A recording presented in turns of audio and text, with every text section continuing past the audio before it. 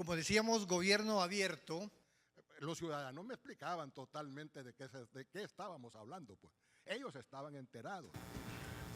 Estamos ante desafíos tan importantes para mejorar la condición de vida de los hondureños. Tenemos que darle más gracias todavía y encontrar esa identidad de propósito, eso que nos une para poder mejorar. Y debe ser una constante en la humanidad. Yo estaba pensando hoy temprano cuando revisaba documentos y agendas, correos, y decía, no es fácil en una sociedad donde destacar lo negativo es la regla general, buscar con aquel esquema mental perverso de poder restregarle en la cara a alguien que ha hecho algo para decirle no has hecho nada, sin reconocer la mitad llena del vaso y solo reparar en la mitad vacía del vaso.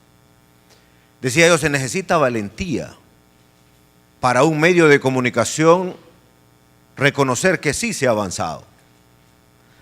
Porque lo que está de moda y lo que vende en una sociedad normalmente es lo negativo. El doctor Hernández Alcerro es más diplomático que yo y él decía que las buenas noticias pasan desapercibidas. Yo, en mi forma prosaica de expresarme, tengo que decir, se necesita valor para poder reconocer que algo va mejorando, para ir instalando en una sociedad que ha estado tan golpeada en su conciencia de que sí hay una semilla que puede crecer, que podemos edificar. Pero nosotros, al asumir este compromiso, sabíamos que no había espacio para llorar ni para quejarnos. Lo menciono porque es importante hacer un alto en el camino y reflexionar al respecto. Y lo que ustedes han venido haciendo es algo valiente. Lo que ustedes han venido haciendo es luchar contra la corriente, es luchar contra esa tendencia. Y yo me siento contento, orgulloso de lo que ustedes, hermanos hondureños, han venido haciendo, lo que hemos venido haciendo con el acompañamiento de la Unión Europea, del Banco Centroamericano. Gracias. Pero obviamente que no es suficiente, falta mucho. Pero claro, después de décadas de cómo hemos vivido, poner en orden el país y con otra mentalidad va a tomar su tiempo y estamos conscientes. Pero había que comenzar. Había que quebrar esa tendencia. Y para eso se necesita un doble esfuerzo, que ya está en camino.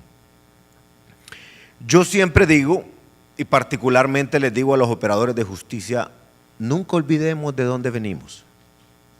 Al gabinete económico siempre les digo, nunca olvidemos de dónde venimos. Y hoy a ustedes les digo, nunca olvidemos de dónde venimos. Porque solo el ser humano es capaz, a pesar de ser inteligente, de volver a tropezar 2 o más veces con la misma piedra.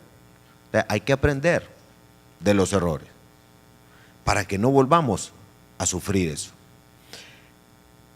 Hablábamos de que era importante dialogar, porque este país es de todos, no es únicamente de los que somos favorecidos por Dios y el pueblo y estar en las posiciones de servicio. Hablamos de que ese diálogo nos debe conducir a construir consensos. Hablábamos también de que es necesario estar abierto a la crítica. Algunos amigos cercanos me dicen que a veces estar abierto a la crítica para mí es pecar de ser excesivamente tolerante. Y yo les digo que esa es la democracia. Esa es la democracia.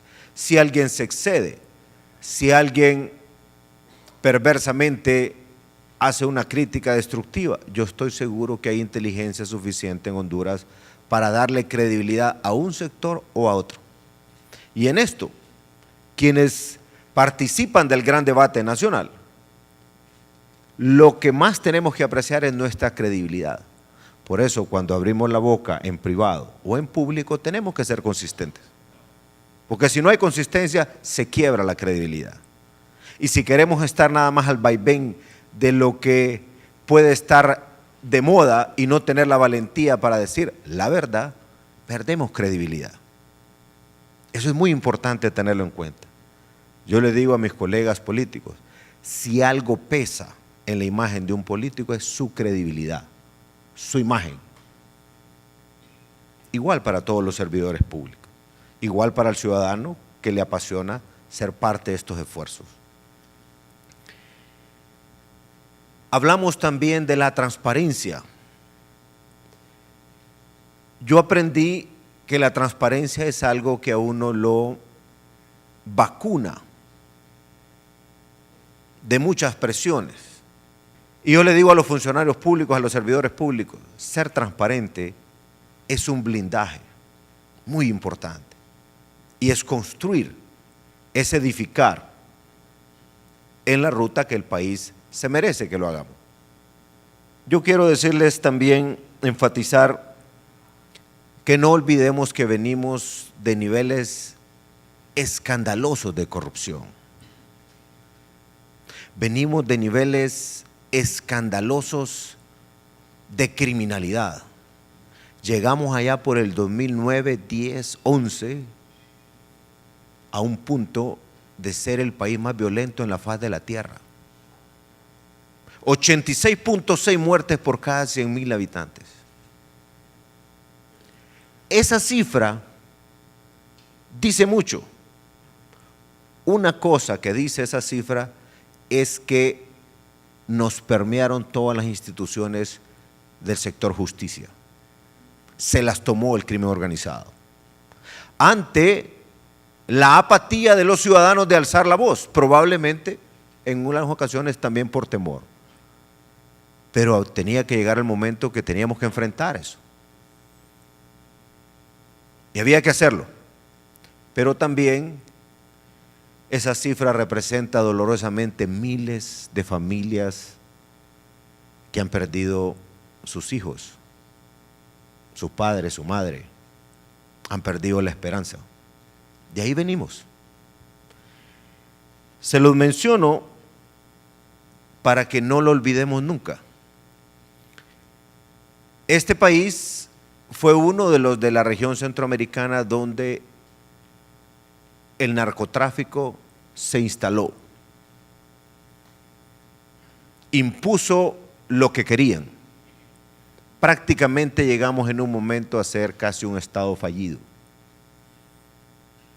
Yo sé que les duele escuchar esto, pero los digo para que no se les olvide nunca de dónde venimos y el esfuerzo que hemos tenido que poner para empezar a salir de esos baches. Y de eso somos responsables todos, porque es fácil como el avestruz agachar la cabeza y decir, no, aquellos son los responsables. No, somos todos. Llegamos a tener una policía coludida, participante de todas estas fechorías. De ahí venimos. Venimos de momentos en los que el hondureño acepta en casi un 70% que era bueno contratar a un tramitador para que le facilitara sus trámites en una alcaldía, en el sector público o en algunas empresas privadas. ¿Cuántas oficinas nos instalaron alrededor por décadas de la Dirección Nacional de Transporte Público? Y tramitador era alguien al que el ciudadano normalmente llegaba y le pedía que le hiciera ese favor. Y ese favor involucraba dinero de promedio, no hay que engañarse. Eso no se puede ver como normal. Y que después mágicamente se moviera un expediente de abajo arriba para que el funcionario que iba firmando, firmara. Y ahí venimos. Venimos también de un momento en que las empresas públicas fueron secuestradas por los grupos de poder. Y cuando digo grupos de poder, no solamente son los grupos de poder económico, hay grupos de poder en los sindicatos. La Empresa Nacional de Energía Eléctrica llegó a tener 26,000 lempiras de sueldo en promedio. Hicimos un cálculo que en cada escritorio habían 5 personas, de las cuales solo una tenía funciones.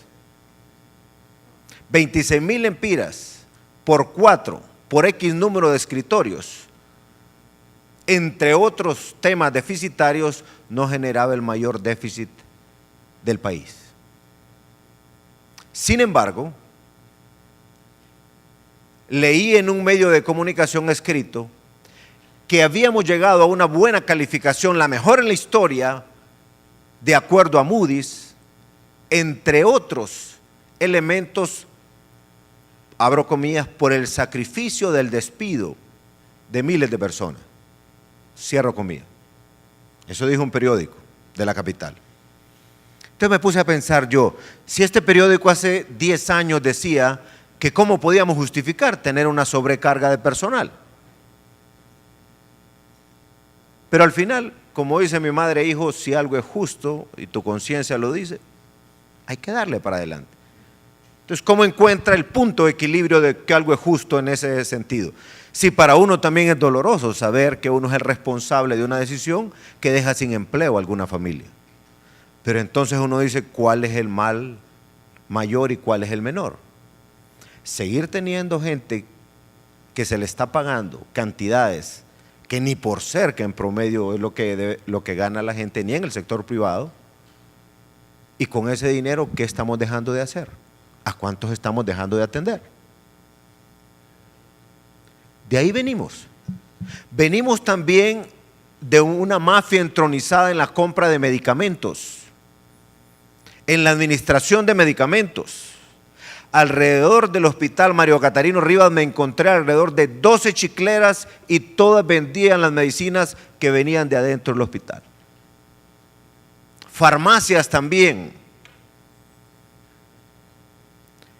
Los grupos criminales posesionados de los principales servicios del hospital, dentro del hospital. Ellos le imponían a la gente humilde que necesitaba un ataúd para llevarse el cuerpo de su pariente, donde tenían que comprar el ataúd. Y yo no escuchaba que alguien dijera algo del resto de los ciudadanos de San Pedro Sula. Probablemente los que estaban en el hospital estaban atemorizados. Pero bueno, a mí también me da miedo muchas cosas. Pero rebasamos el miedo porque algo es injusto y hay que arreglarlo y nos quedamos callados o nos quedamos callados. Esos son los grandes desafíos que hemos enfrentado los hondureños. Pero de ahí venimos. De ahí venimos. Venimos ahora de haber declarado el día que tomamos posesión una lucha frontal a todos los niveles contra cualquier tipo de corrupción. Lo dijimos el día que tomamos posesión. Al siguiente día aquí firmamos con Transparencia Internacional el primer acuerdo que, como dice Jorge Ramón, es primero y único en el mundo. Asumimos un compromiso sabiendo que había que cambiar una serie de temas y de una cultura que ya ha estado enraizada en la administración pública hondureña. Hoy ya no somos el país más violento en la faz de la tierra, de acuerdo al Índice Global de Paz. Obviamente no estamos ni en el primer lugar, ni en el segundo, ni en el tercero, ni en el cuarto, ni en el quinto.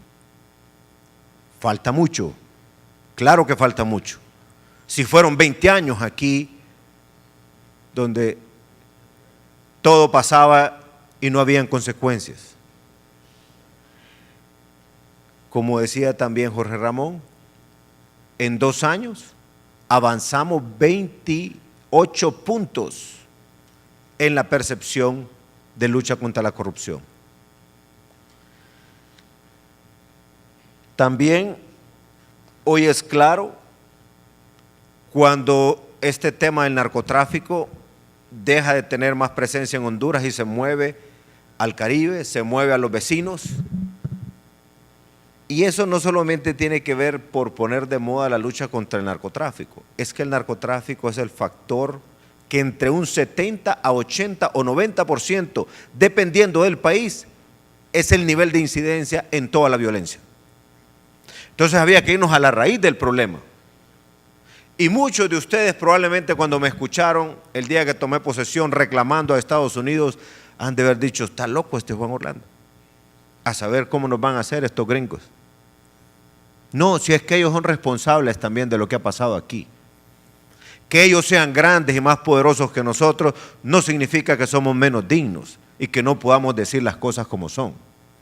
Con respeto, desde luego, pero con energía. Y miren, con los años, el principal líder de ese país reconoció al presidente Obama y dijo, sí es cierto que somos responsables de la violencia que vive Centroamérica. Y en consecuencia vamos a ser parte del plan de la Alianza para la Prosperidad. Y también lo aprobó el Congreso norteamericano. O sea, el liderazgo en Washington entendió eso. Y ahora tenemos una hoja de ruta para trabajar juntos. Pero no era justo que en el norte se consumieran esa gran cantidad de drogas, se produjera en el sur y que por aquí pasara dejándonos una estela de muertes y solamente pensando que nosotros somos los responsables. En ese punto estamos y seguimos mejorando. Ya iniciamos el proceso de depuración policial.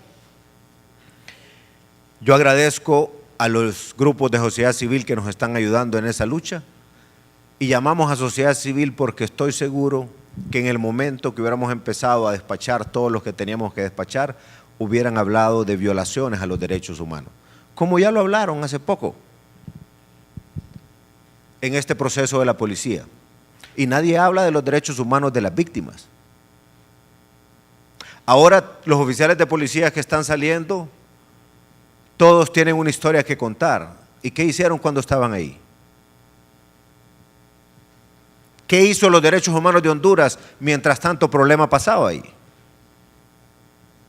¿Qué hicimos los políticos? ¿Qué hizo la sociedad hondureña? Todos estamos en deuda con ese proceso. Luego también el tema de educación. Ustedes sabían que llegó un año entre el 2001 y el 2010 que solo tuvimos 60 días de clase.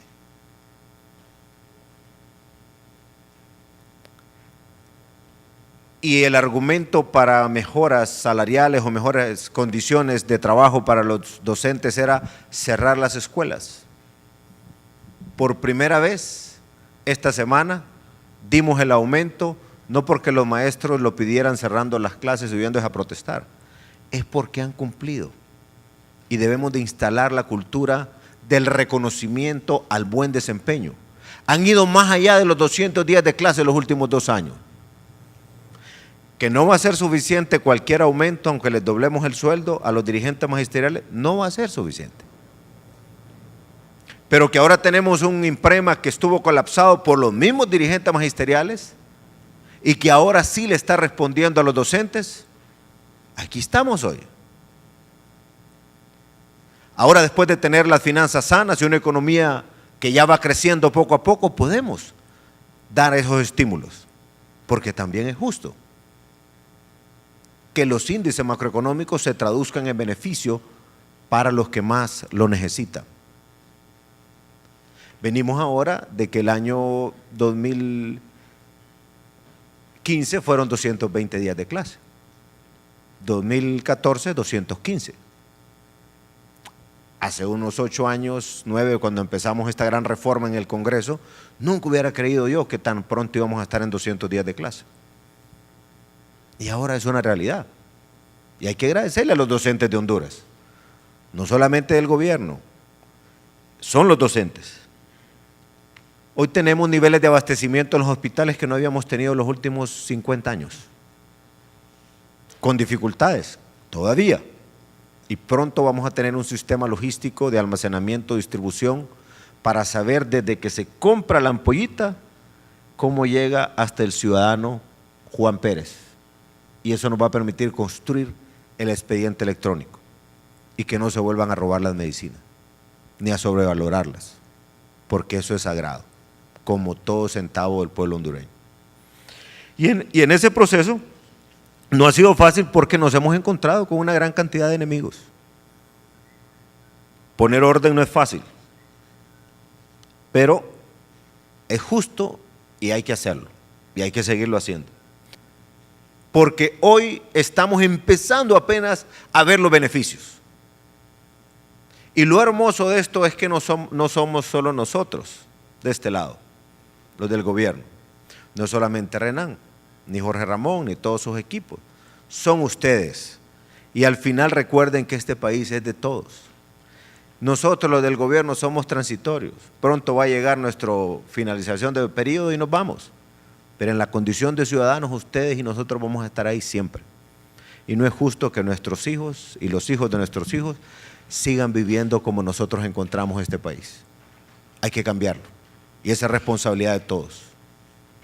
Yo agradezco a todos ustedes, reconozco su esfuerzo, me siento contento, me siento orgulloso de ver los avances, pero no les puedo mentir, no estoy satisfecho, porque tenemos todavía mucho que dar. Mi papá decía en su lenguaje de campo, hijo, poné la vara de este alto, probá y saltala, te vas a caer las primeras veces. Con el esfuerzo y con la práctica la vas a saltar. Después ponela más arriba y te vas a dar cuenta que uno es capaz de hacer cosas que ni tan siquiera pensaba. Entonces nosotros tenemos que ser un ejemplo para el mundo.